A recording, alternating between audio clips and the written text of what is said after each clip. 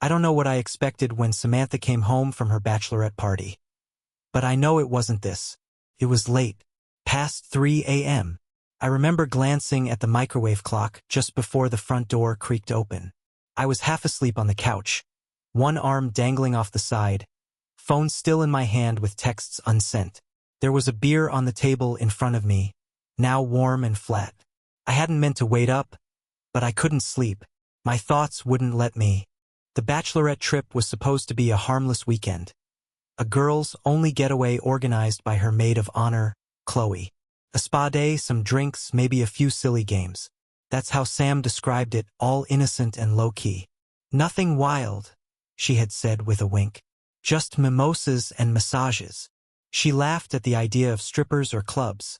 Said that wasn't her scene. And I believed her. God help me, I believed her. So when the door opened, I looked up expecting tired giggles.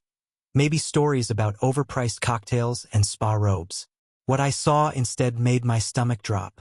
She stood there in the dim light from the hallway, framed by the open door like something out of a dream you wake up from sweating. Her dress, the sleek ivory one she'd modeled in the mirror for 20 minutes before the trip, was stained, wrinkled, and clinging to her skin like she'd run through a storm. One strap had snapped and was barely hanging onto her shoulder. Her hair was matted on one side and frizzed on the other. Her lipstick was smeared past her mouth, and her eyeliner had turned into dark trails down her cheeks. Her heels were dangling from one hand, broken. Literally. One of them was snapped clean at the arch like it had been stepped on or kicked off in a hurry. Her left ankle had dried blood smeared just above the bone, like she'd scraped it against something rough. There was a reddish bruise blossoming along the edge. I stared at it for a second before my eyes moved upward. And that's when I saw it. On her shoulder, right where the strap of the dress had fallen, was a bite mark. Not a love bite, not a faded old bruise. This was fresh, red, swollen, and clearly human.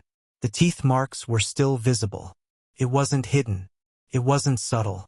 It looked angry, like someone had lost control. And then there was the wristband. It was still around her right wrist. A black rubber bracelet with a silver QR code printed across it and the words, Atrium Private Level. I didn't recognize the name, but something about it sent a chill down my spine. She didn't notice me staring at it until I stood up. "Hey," she said, almost too casually. Her voice was rough, like she'd been yelling all night or crying. "You're still up." I didn't answer right away. I just stared. Her eyes flicked to mine, then to the beer on the table. "I didn't think you'd wait for me," she said, forcing a tired smile. "It went a little late, that's all. You know how Chloe is. Everything has to be extra." I didn't say anything. I was still trying to process it all. The mark, the blood, the bracelet, her face, and then her phone buzzed. Loud. The screen lit up in her hand. I caught the preview of the notification before she tilted it away. Group chat. Delete the recordings. ASAP. My breath caught. My eyes met hers. She'd seen me read it. I know she had. But she didn't acknowledge it. Didn't even flinch. She just kept walking, brushing past me like nothing had happened. "What happened to your dress?" I finally asked, though my voice came out thinner than I'd intended. "And your shoulder." "Oh my God," she said with a tired laugh, waving a hand like it was all nothing. "One of the girls spilled wine on me during a toast. We were doing like a spin-the-bottle dare thing. You know, bachelorette silliness. And someone leaned in and pretended to bite me. Chloe, I think. It was just for laughs." She didn't even sound convinced herself. "And your ankle?" I asked. She glanced down as if just remembering it. "Oh." I tripped on a step coming out of the Uber. We were all dancing and goofing around, and someone bumped into me. "It's fine." The lie was smooth, practiced, like she'd rehearsed it on the way home. "And the bracelet?" "Oh, just a VIP thing," she said, holding it up like it was a souvenir. "Some private floor or booth or whatever. One of the bridesmaids knew someone who works there. We didn't even stay long." She turned and walked toward the bedroom, calling over her shoulder, "Seriously, babe, you're overthinking it. I'm just tired." It wasn't that crazy. Then she disappeared into the bedroom without even looking back. She didn't shower, didn't sit to talk, just peeled off her shoes and vanished. I stood there in the hallway for a long time, staring at the place where she'd been. My chest was tight. My mind raced. Delete the recordings. Private level. Bite mark. Blood. She hadn't mentioned where exactly they'd gone. She didn't say what atrium was, a bar? A club? A hotel? And who was the man who sent that message? Because I knew she didn't type that herself. Came from someone else. Her phone had lit up with a name I didn't recognize. But the worst part wasn't even the obvious signs. It was the calm. The way she acted like none of it mattered. Like I was crazy for noticing. That kind of calm is either guilt or rehearsed indifference. I sat back down on the couch, picked up the beer I didn't want anymore, and stared at the door to our bedroom. My fiancée had just come home looking like she'd crawled out of a movie scene. Torn dress, mystery bruises, and warnings to delete evidence. And I was supposed to just go back to sleep? I stared at my phone, thumb hovering over the search bar. I typed, Atrium private level QR code. No results that made any sense. I opened social media and looked through her tagged stories. Nothing. No posts. Not from her. Not from Chloe.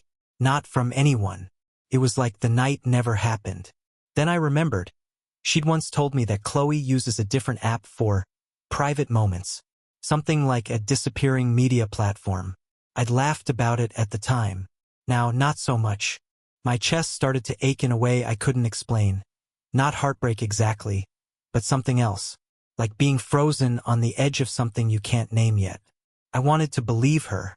God, I really did. I wanted to file this away as a weird night and nothing more. But I couldn't unsee what I'd seen. That bite mark was real. That message was real.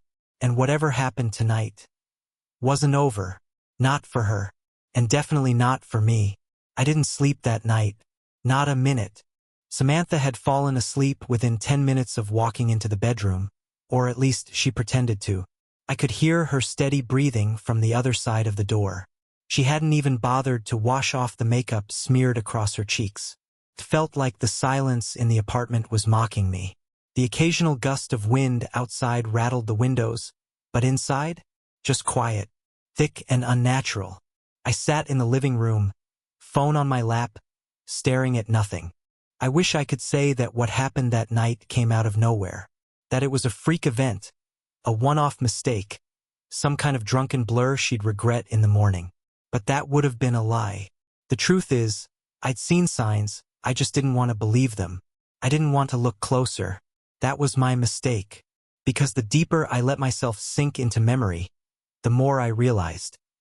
This didn't start at the bachelorette party. It started weeks ago. Little things at first. Harmless, ordinary changes.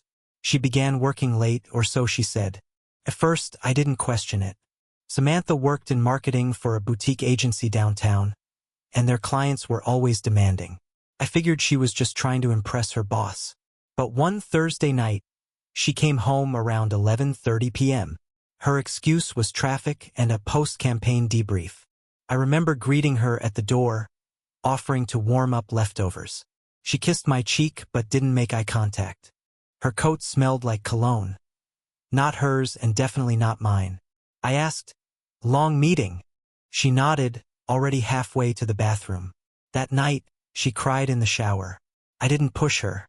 I told myself she was stressed. Another time, I found a receipt on the passenger seat of her car. It was from a place called Aria Suites. Not a restaurant, not a cafe, a hotel. The line item just said room service, 2 guests.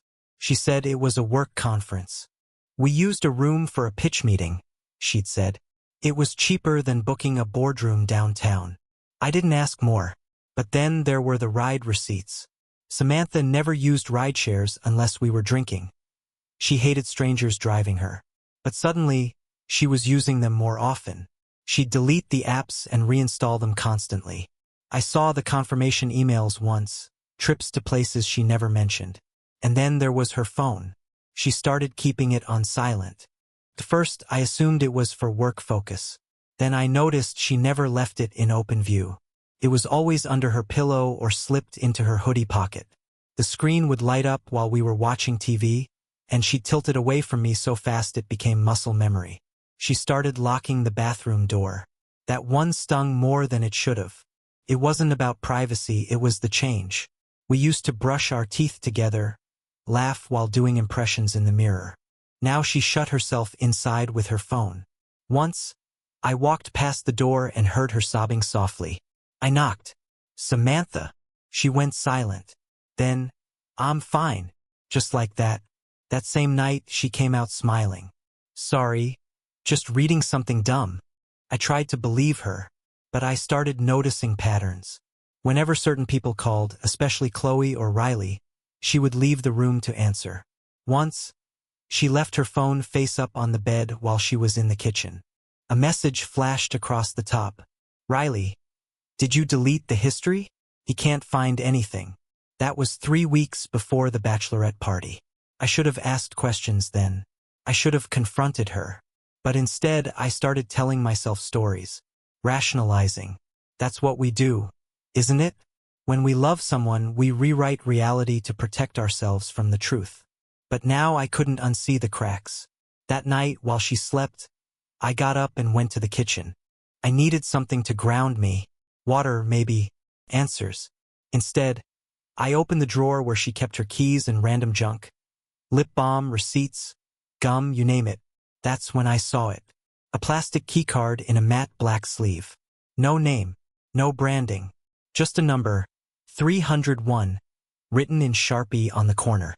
It didn't belong to any building I knew. I held it under the light, wondering if it was for a hotel, an office, or something else. Beside it was a small square business card.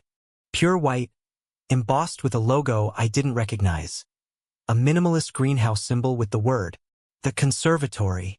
On the back, handwritten in tiny letters, VIP access / atrium level / bride 51. I didn't move for a full minute, just stared. Bride 51? That wasn't a nickname. That was a designation. My heart started beating faster. I returned the card where I found it. I didn't want her to know I'd seen it. Not yet. I went back to the couch, phone in hand. I pulled up her public photo albums, synced to the cloud. She had once shown me how to use it, so I knew the password. It was usually filled with harmless stuff, outfits, pet pics, gym selfies.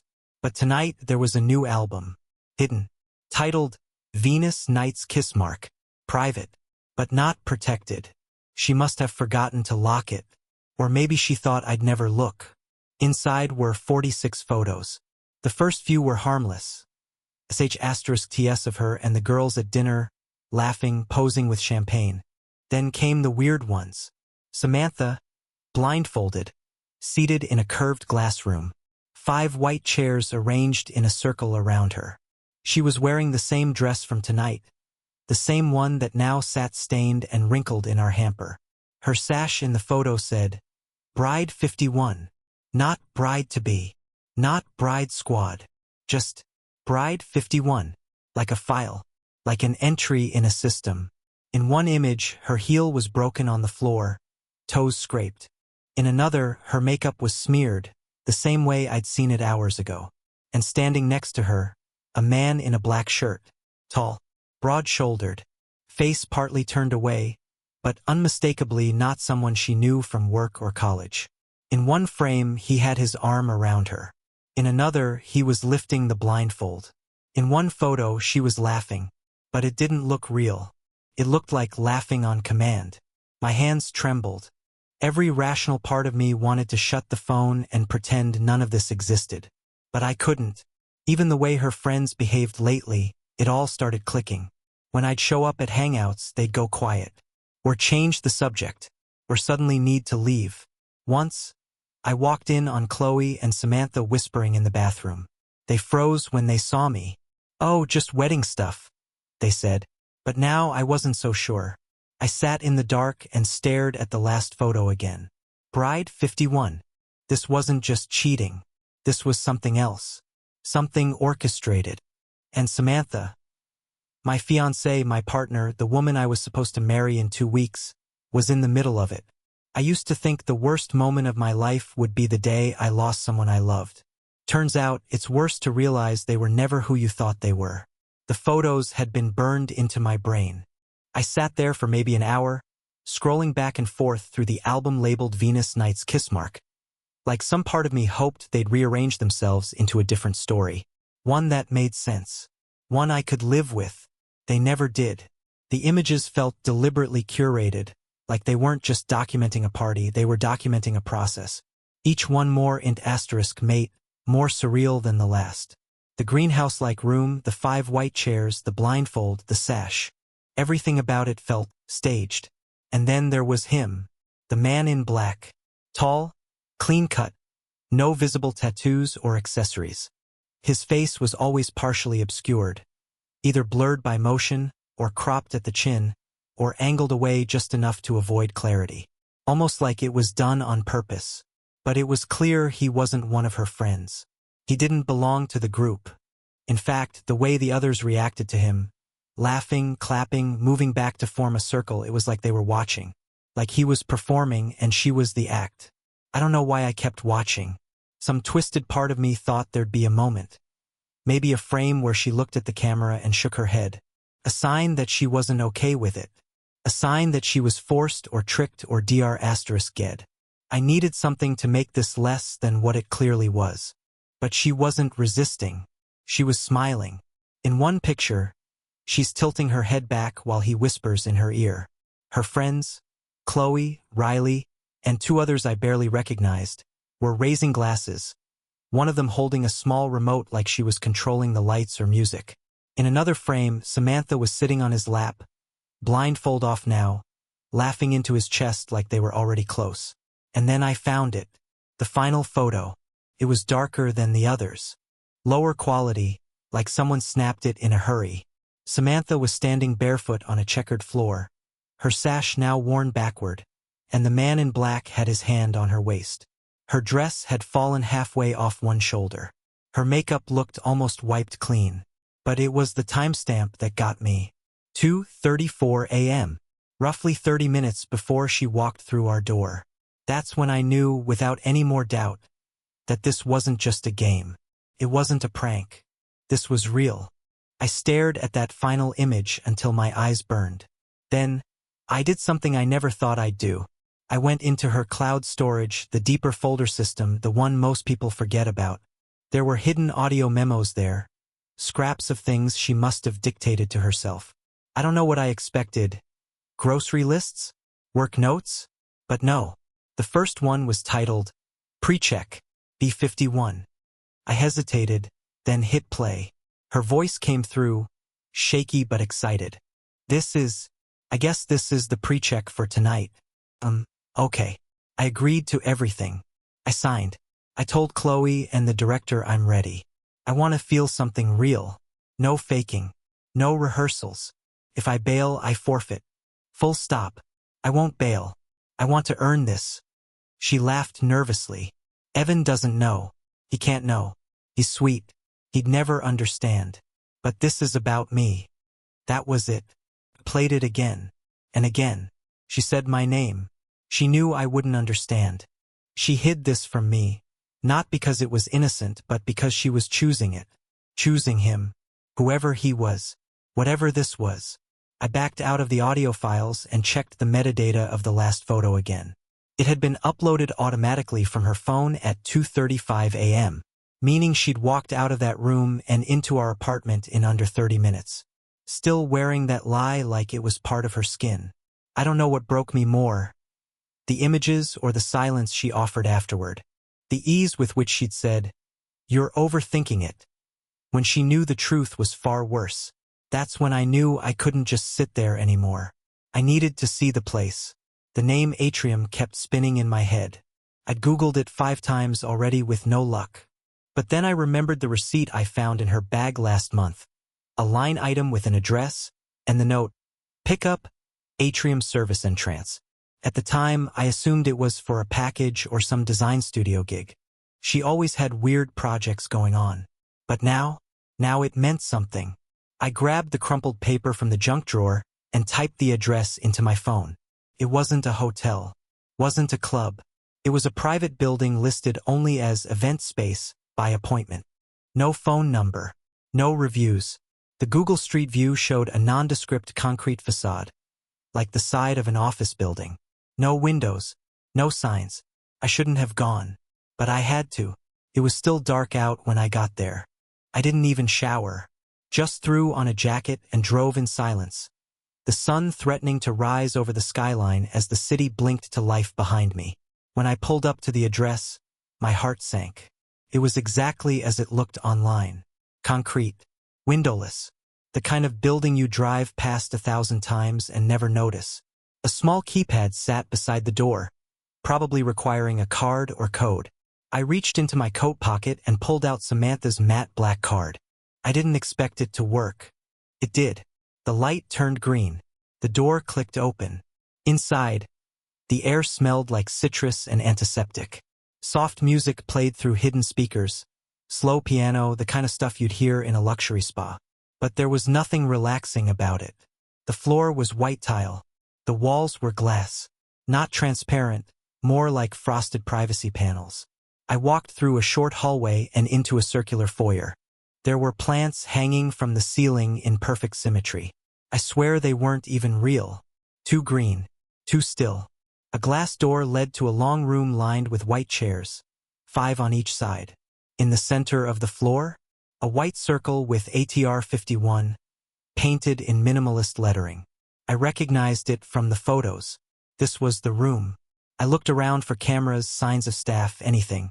Instead, I found a cabinet tucked behind a partition. Inside were folders, dozens of them, each labeled Bride 41, Bride 42, Bride 43, Bride 51. I pulled hers out and flipped it open. Inside were 3 printed photos, ones I hadn't seen before. One of her holding a wine glass. One of her with her hands tied behind the chair. One with her blindfold on, head tilted like she was listening to something. There was a checklist beside the photos. Consent, contact, compromise, control, control. The only box unchecked.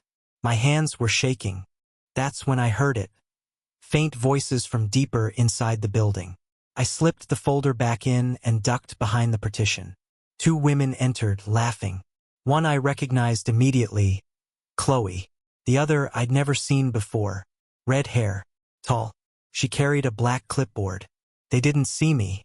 You think he knows? The redhead asked. Chloe smirked. He's still under the illusion. Poor guy. He thinks she's normal. They both laughed. Went a little too far, didn't it? The redhead said. Chloe shrugged. Not our call. The director wanted Bride 51 pushed. She responded. That's all that matters. The redhead nodded. She'll break him eventually. They always do. Then they disappeared through a sliding panel. I waited. Couldn't breathe. Couldn't move. All I could do was whisper to myself the truth I didn't want to say out loud. Samantha didn't just cheat. She participated. She signed up. She knew. And worse, she wasn't the first. I drove home in silence. No music. No radio. Just the hum of the engine and the 1,000-pound weight in my chest. The folder. The photos. Chloe's voice. He still thinks she's ordinary.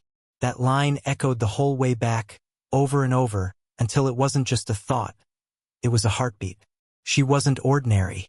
She was part of something else. And I was never supposed to find out. When I walked through our front door, the apartment was still dark. Samantha was asleep. At least I assumed she was. I didn't check. I didn't say anything. I just walked straight into the bathroom and stared at myself in the mirror. I looked like someone I didn't recognize. Red-eyed, unshaven, like I'd aged a year overnight. She had smiled at that man, sat in his lap, worn the sash Bride 51, like it meant something, and she knew what it meant. She said it herself. I told the director I'm ready. The director. Who the hell was that? Who was pulling the strings behind whatever this was?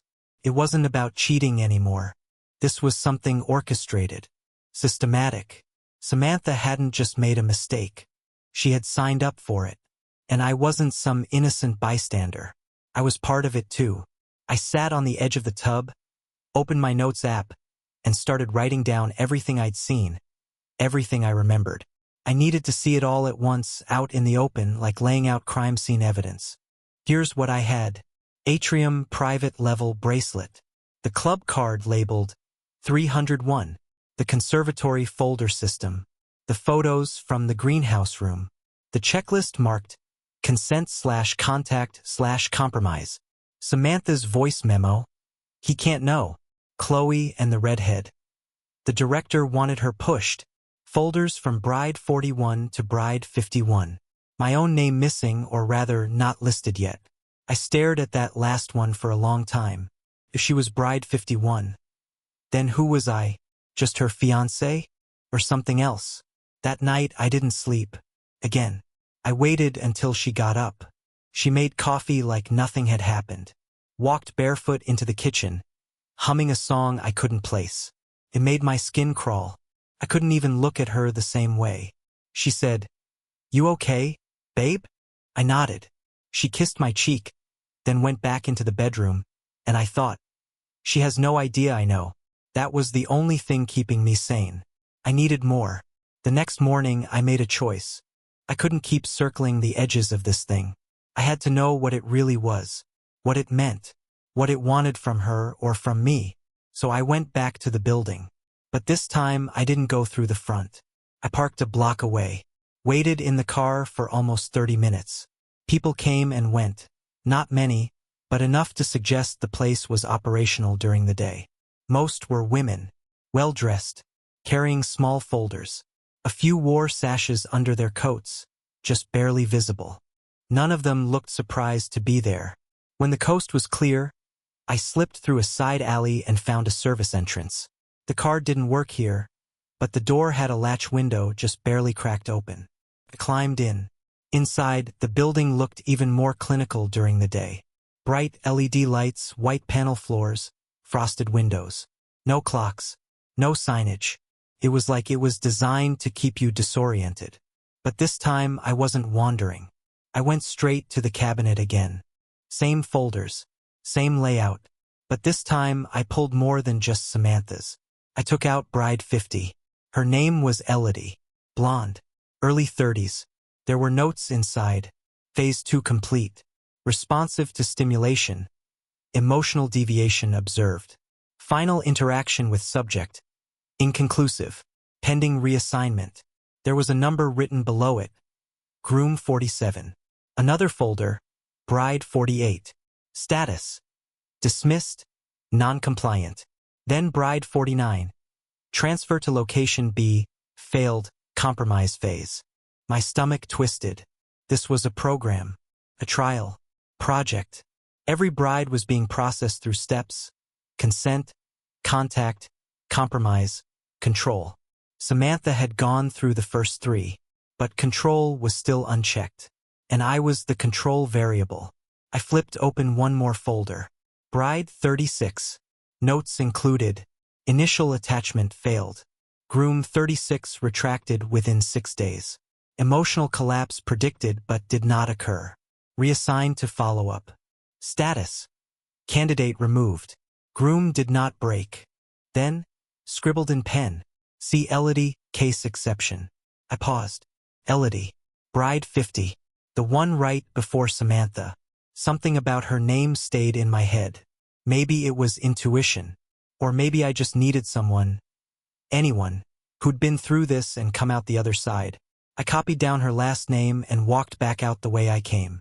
No one stopped me. That night, I searched for Elodie online. LinkedIn gave me a match. Then Facebook. Then, finally, a forum post. An old thread buried on a defunct lifestyle blog titled, "What Happens After You Say No?" I messaged her. I told her I was looking for someone named Bride 50. She didn't reply for 2 days. When she did, it was just one sentence. Meet me. No messages. No screensh *TS. Just come alone. We met in a greenhouse cafe on the edge of town. The irony wasn't lost on me. She recognized me immediately. "You're Groom 52, she said. I froze. "You know that for sure?" "They don't assign bride numbers without pairing us." she said. You were always part of it. You just didn't know. I stared at her. She was calm, controlled, like someone who had seen the whole system and had somehow escaped it. What is this? I asked. Her eyes didn't move. It's a study, she said. They call it the Conservatory Project. It's not just about infidelity. It's about control, collapse, and compliance. They take women who are willing or desperate enough and run them through psychological filters, groom them to deceive, then watch how their partners react. It's all measured. Measured how? Emotion, obsession, rage, forgiveness, collapse. They track everything. How you respond to betrayal, whether you spiral or seek revenge or detach. They try to provoke your worst self because that's what they're really studying. Not them. You. My mouth was dry. But Samantha signed up. Voluntarily. They all do, she said. The experiment doesn't work without consent. That's the first gate. That's what they call purity inversion. Taking someone seen as loyal and turning them into what? She didn't blink. A trigger. Couldn't breathe. Elodie looked at me with something between pity and caution. You weren't supposed to find out. That's why they keep you in the dark. Because once you know, the test ends. The data becomes contaminated. I shook my head. But I'm still here. So what does that mean? She slid a black object across the table. A box. I recognized it immediately.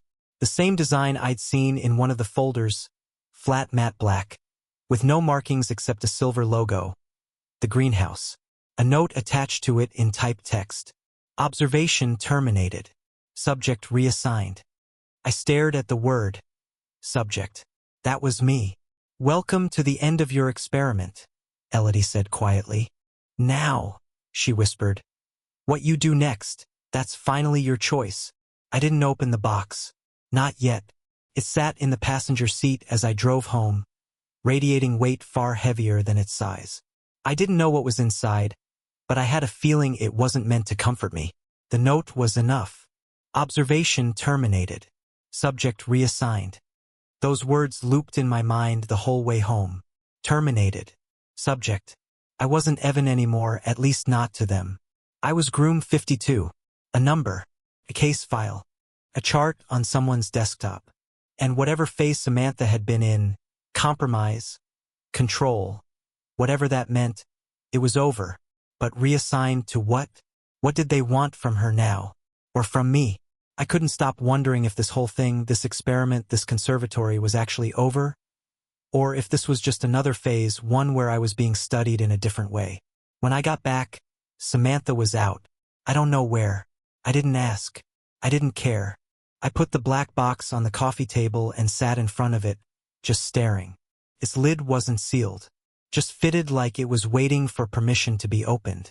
No combination, no lock. Just that faint greenhouse logo on top. Cold and professional.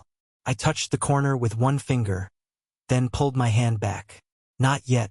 Instead, I walked to the kitchen, poured a glass of water, and forced myself to think. Let's say Elodie was right, that this whole thing was staged, that my life had been hijacked into a program I never signed up for, that my fiancé had been recruited, groomed, and tested like a product on an assembly line. Then the only logical question left was, why me? I wasn't a public figure. I didn't work for the government or law enforcement. I had no ties to any institutions that would warrant surveillance. Hell, I managed warehouse logistics for a shipping company and came home every day by 6. So why target me? Was it random? Was I chosen because I was boring? Predictable? Or was it because I was the kind of person who wouldn't fight back? That was the scariest possibility, that someone had looked at my file and said, he's the perfect subject. He won't make noise. He'll fall apart quietly. And for a while, they were right, until I started looking, until I opened the cloud, found the photos, traced the address, and stepped into their greenhouse. That's when I started breaking their pattern. That's when they reassigned me. Later that night, I heard her come back. Samantha. The door opened softly. She walked in with careful steps, like someone unsure of her welcome. The first thing she saw was the black box sitting on the coffee table. She stopped cold. I watched from the kitchen doorway. Her face paled. Her eyes flicked from the box to me, then back again. "You opened it?" she asked. "No," I said. She took a step forward. "Then, how did you get it?" "I met Elodie." That hit her like a slap. Her knees buckled slightly, and she grabbed the back of the couch for balance. I didn't move. I didn't approach her. I just waited. Finally, she whispered, "They said you wouldn't find out." "They were wrong," I replied. Silence stretched between us like a wire pulled tight.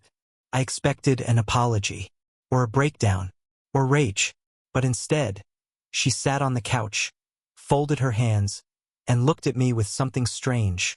Relief. "You were never supposed to know," she said again, quieter now. "That was the rule." I walked closer. "Then tell me, Sam, what is this? All of it. No more code words. No more jokes. Just tell me what I was dragged into." She swallowed hard. Then, for the first time since all of this began, she answered honestly. "It started with an application," she said. "Chloe showed it to me. She said it was a private behavioral research program, exclusive, well-funded, underground. No legal names. No risk. They pair you with someone close to you. Someone emotionally attached. The goal is to simulate high-stakes betrayal in a controlled environment." "Simulate?" I asked. "You call this simulated?" "It started that way," she said. "But it doesn't stay simulation. It becomes—" She searched for the word. "Real. That's the test. They push you. They give you scenarios, rewards, challenges. Some of it's fake. Some of it isn't." She looked up at me. "I never planned for it to go this far. But it did." "I know. And you kept going." "I know." "Why?" Her lip trembled. "Because I thought I could handle it. That I could separate it from us. That it would stay contained. But it didn't." "No," she whispered. "It didn't. I should have been angry. I was angry.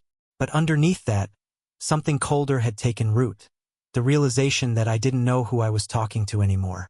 She looked like Samantha, sounded like her, but everything underneath had changed. "You were reporting on me," I said. "You had protocols. You were evaluated on how effectively you could compromise me." She didn't argue. "You were told to cheat," I continued, "to lie, to stage affection, to test boundaries." She nodded. "And the bite mark? The blindfold? The photos?" She closed her eyes. "That was level 1. And how many levels are there?" "I don't know," she said. "They don't tell us that." I sat across from her. "What about the other women?" She hesitated. "Some quit.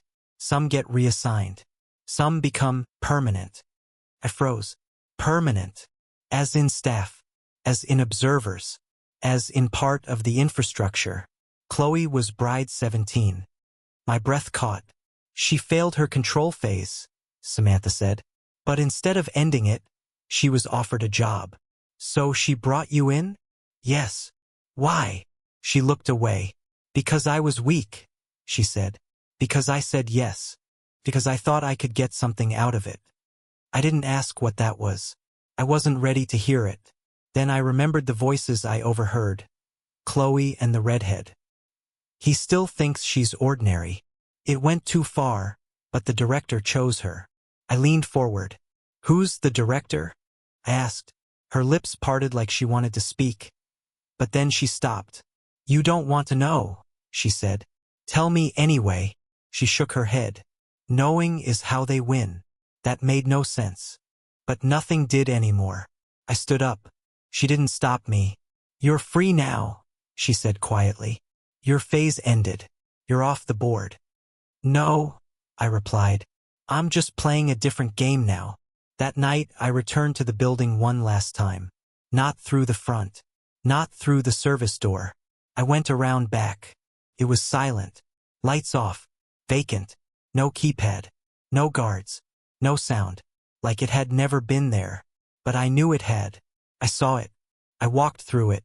Now it was gone. All that was left was a small steel panel nailed to the brick wall. Etched into it, faintly, "Observer transfer complete.